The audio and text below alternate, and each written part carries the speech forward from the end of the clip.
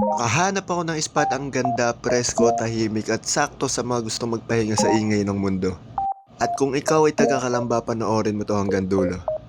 Alam mo yung vibe? Yung tipong gabi na pero ayaw mo pang umuwi. Hindi dahil may lakad, kundi dito ka nakahanap ng peace of mind. Para to sa mga taong chill lang, yung mga sanay sa tambay habang may hawak na kape, o simpleng tanaw sa city lights habang may tugtog sa tenga. Tahimik pero hindi boring. Malalim pero hindi mabigat. Sila yung mas buhay kapag gabi. Hindi kailangan ng daming tao basta may upuan, malamig na hangin at konting katahimikan, okay na. Kaya nung nakita ko tong lugar na to, sabi ko, para to sa kanila, para sa'yo.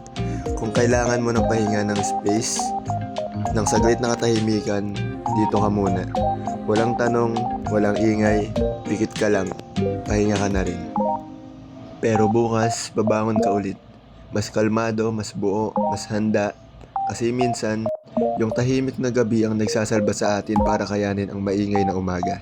At tandaan mo, pahinga lang to. Hindi pag-urong, kaya relax ka lang.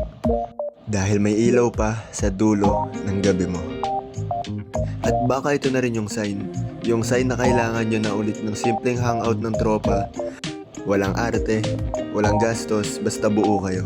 Kwentuhan lang, tawa lang, yung tipong kahit walang plano basta magkasama, ayos na. Minsan yun lang talaga ang kailangan para buuin ulit yung nabasag sa stress ng araw-araw.